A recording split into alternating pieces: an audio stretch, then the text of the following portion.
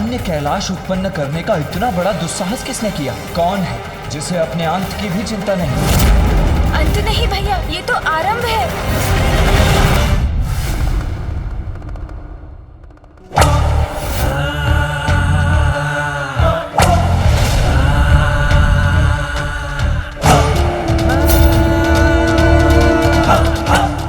समस्त संसार सर्वश्रेष्ठ जलंधर के अधीन होगा। सर्वत्र गूंजेगा एक ही मंत्र, ओम जलंधराय नमः, ओम जलंधराय नमः।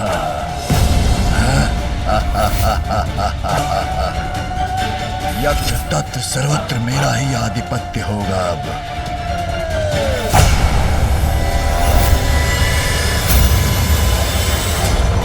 मेरे प्रिय बलश्रेष्ठ महान है, सर्वश्रेष्ठ है, सर्वोत्तम है, भगवान है आप।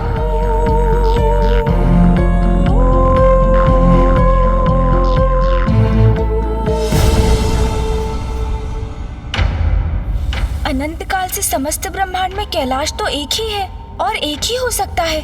फिर ये एक अन्य कैलाश उत्पन्न करने का इतना बड़ा दुस्साहस किसने किया? कौन है जिसे अपने अंत की भी चिंता नहीं? अंत नहीं भैया, ये तो आरंभ है। उस विपदा का जिसकी चेतावनी फूफा जी ब्रह्मदेव और ऋषि अगस्त्य ने दी थी।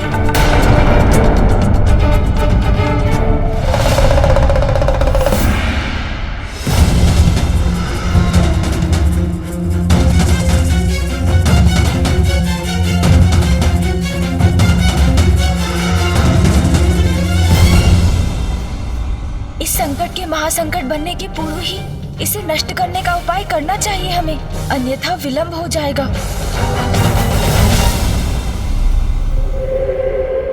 बधाई हो मेरे प्रिय बलश्रेष्ठ। वृंदा सर्वश्रेष्ठ तो आप थे ही, किंतु आज आपने अपनी इच्छा शक्ति से वो कर दिखाया जो आज के पूर्व कोई नहीं कर पाया। स्वयं को सर्वोच्च सिद्ध कर दिया आपने। देवों के देव महादेव के पद पर स्थापित हो गए हैं आप, और मैं देवी शक्ति। नवीन भगवान जलंधर हूं मैं। समस्त संसार एक ही मंत्र जपेगा, ओम जलंधराय नमः, ओम जलंधराय नमः। अवश्य प्रभु, ऐसा ही होगा। वृंदा, यहाँ से आरंभ होगा नवीन ईश्वर का साम्राज्य।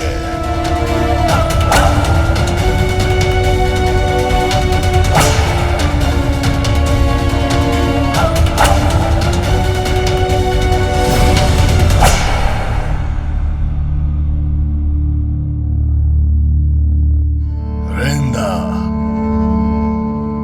यह देवों के देव महादेव का कैलाश इतना तुच्छ, इतना साधारण, स्वयं को ईश्वर कहता है।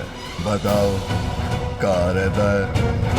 एक दलित भिक्षु के समान है? शिव का आसन होगा शिला का, किंतु मैं सर्वश्रेष्ठ जलंधर इस तुच्छ शिला पर कदापि नहीं स्थित होऊंगा। श्रेष्ठतम सिंहासन होगा मेरा आसन, और जिसे अभी अपनी शक्ति से प्रस्तुत करूंगा मैं।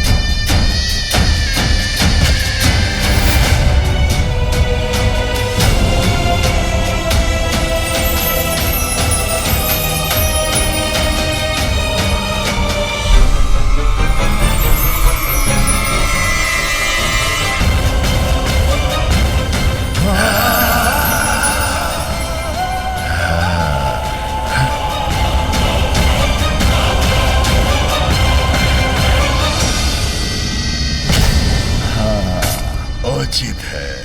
अब ये सर्वश्रेष्ठ जलंधर की योग्य है सिंहासन। नवीन सिंहासन के अनुरूप ही परिवर्तन होगा यहाँ।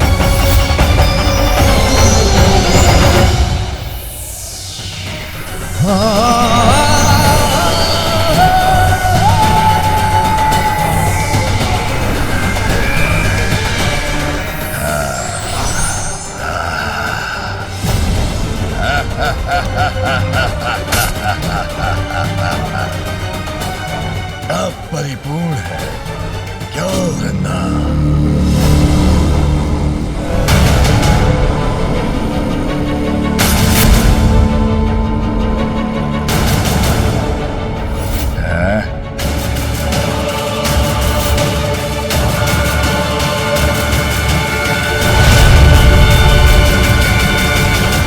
लज्जानी आदि ने स्वयं को ईश्वर कहलाने में। कैसे ईश्वर है ये? जैसे तुच्छ भवन में निवास करते हैं। क्या मेरा नवीन भगवान का अपनी पत्नी के साथ इस प्रकार के जीर्ण शीर्ण भवन में निवास करना उचित है?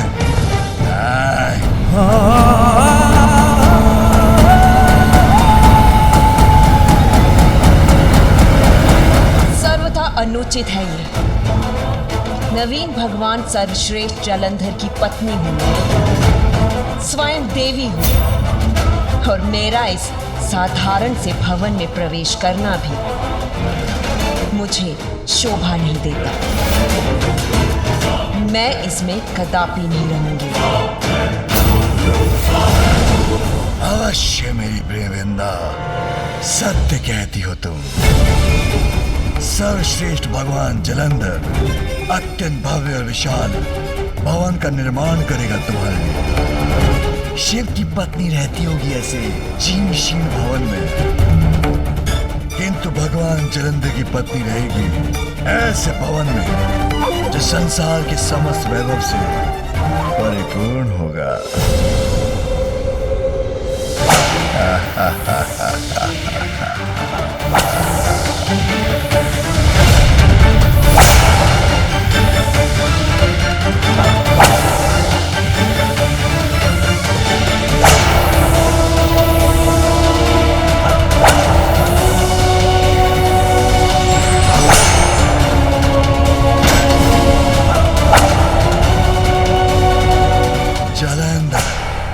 प्रसन्न हुआ।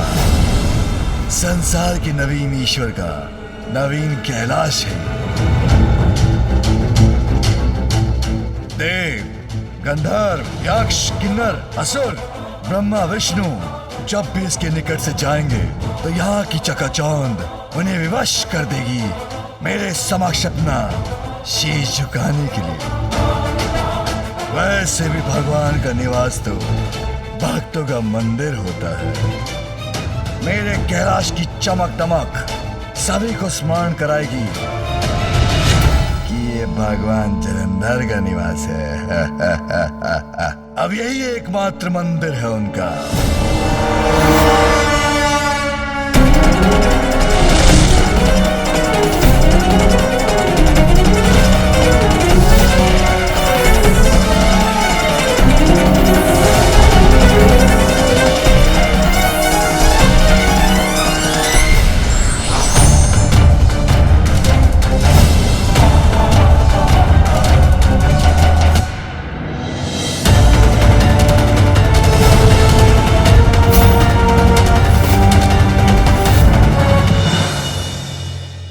जलंधर प्रसन्न हुआ।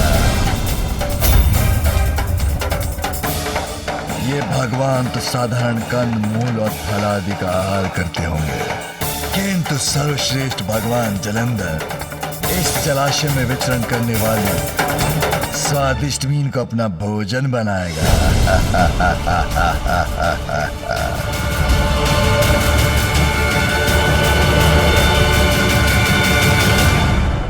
कहो प्रिय, अब तो सब उचित है ना? उचित क्यों नहीं होगा स्वामी? सब सर्वथा उचित है। आप शिव से भी अधिक शक्तिशाली हैं और मैं पार्वती से भी अधिक सुंदर, और हमारा ये कैलाश सबसे अधिक सुंदर, पूर्ण रूप से स्थापित हो चुके हैं नवीन भगवान, सर्वश्रेष्ठ जलंधर। आइए प्रभु, अपना आसन ग्रहण कीजिए। अवश्य वृंदा, आसन तो अवश्य ग्रहण करना चाहिए मुझे।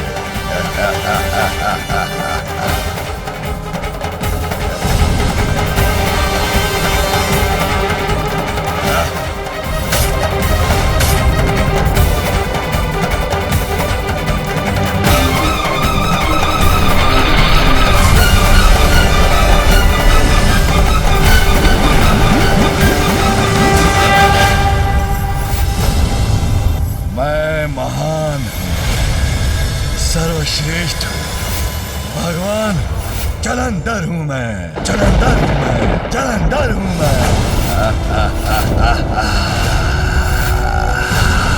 भगवान जलंधर की जय हो, भगवान जलंधर की जय हो, भगवान जलंधर की जय हो।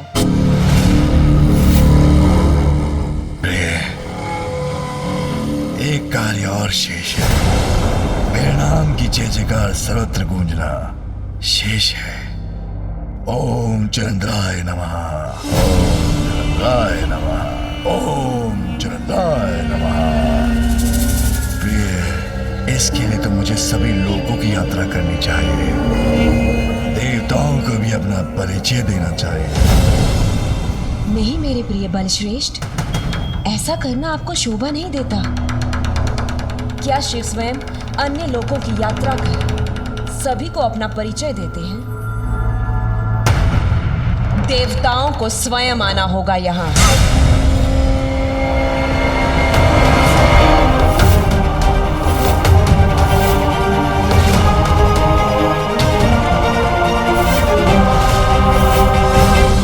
तुम्हारा सुझाव उचित है, किंतु ये सभी अभी भी पूर्व के समान शिवी के पास गए तो उन्हें कैसे ज्ञात होगा कि मैं कौन हूं? ये कौन बताएगा? ज्ञात होगा उन्हें प्रभु, अवश्य होगा, मेरा विश्वास कीजिए। अभी तो वो आपके इस नवीन कौतुक पर विचार कर रहे हैं और उनका यही कौतूहल उन्हें आपके पास, नवीन शिव के पास, नवीन भगवान के पास ले आएगा।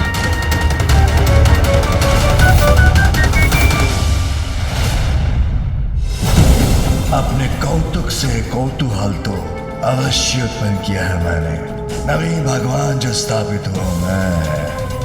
मेरे प्रिय बलश्रेष्ठ के समक्ष नतमस्तक होने देवताओं को आना ही होगा यहाँ।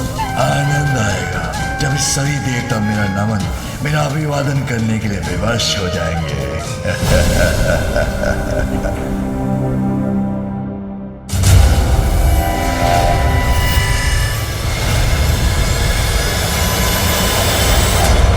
कैलाश का ये प्रतिरूप बाहर से तो उसके समान ही है, किंतु भीतर ऐसी भड़कीली चमक, आश्चर्य है।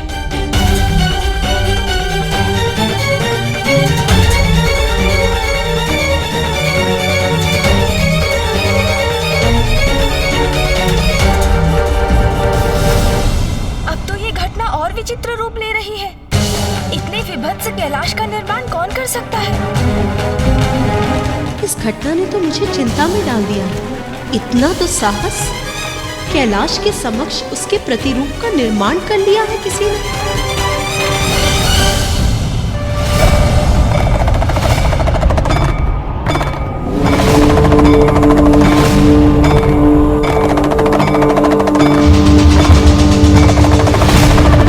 दो कैलाश एक दूसरे के समक्ष, असंभव। ये हो क्या रहा है?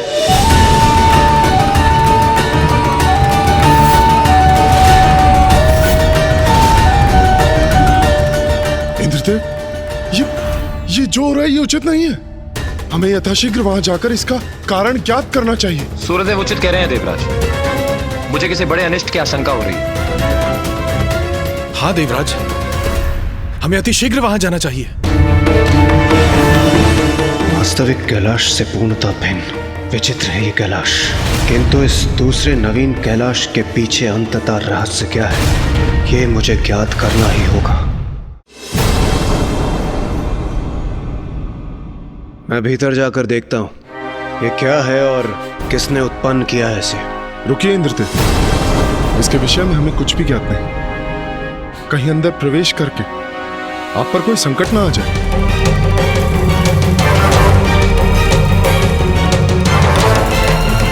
उचित है सूर्यदेव, किंतु यहाँ इतना सन्नाटा क्यों?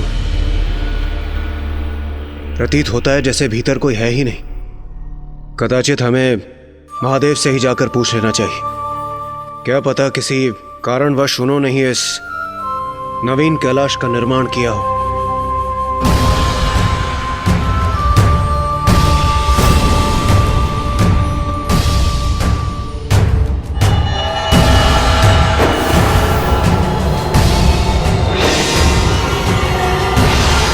अब अचानक ही हलचल कैसी?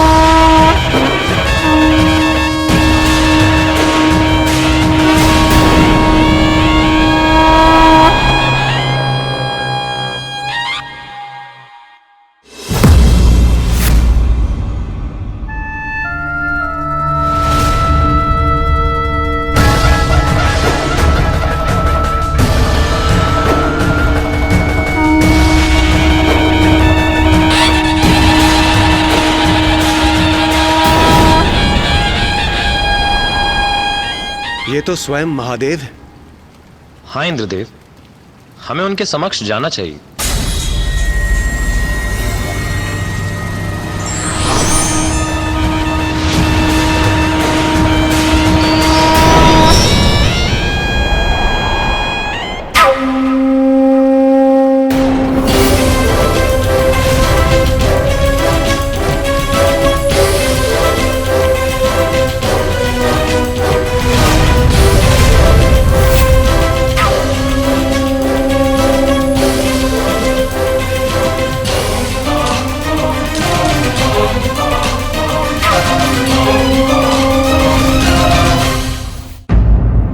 अचंभे की बात है, देखने में तो ये साक्षात महादेव प्रतीत हो रहे हैं, किंतु ये उनके साथ कौन है?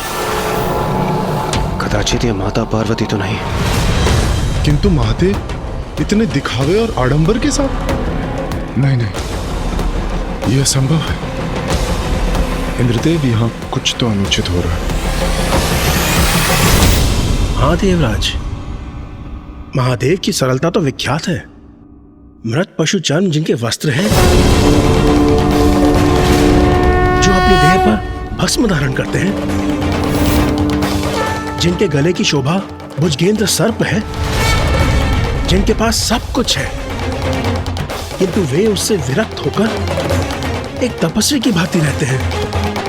वो भला ऐसा वैभव और ये बहुमूल्य आभूषण क्यों स्वीकार करेंगे, जो मेरी नगरी में भी नहीं है? सूर्यदेव सत्य कहते हैं, कुछ तो अत्यंत अनुचित घटित हो रहा है यहां।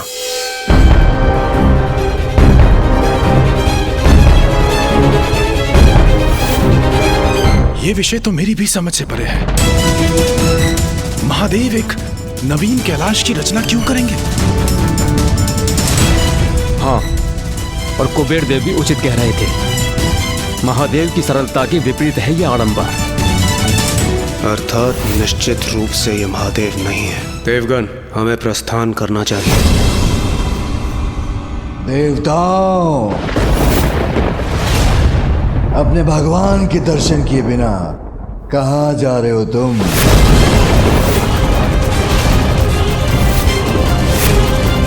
ये महादेव का स्वर तो कदापि नहीं। इतना कठोर स्वर महादेव का? नहीं नहीं, असंभव। किंतु महादेव नहीं तो कौन है ये जो उनके समान दिखाई देता है?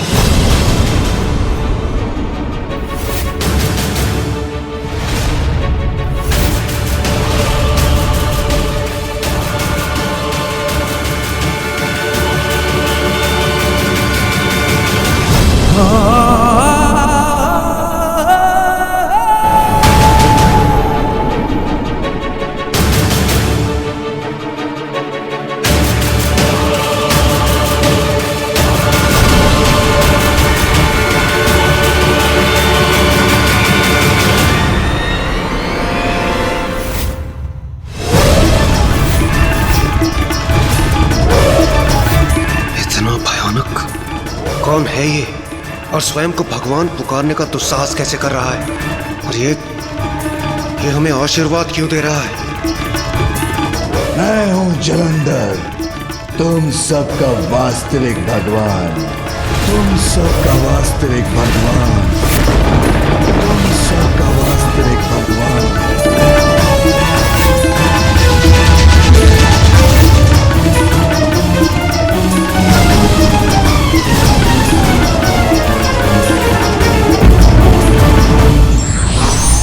असत्य का आवरण क्षणिक देर के लिए तो भ्रमित कर सकता है, किंतु उसका सत्य उजागर हो ही जाता है।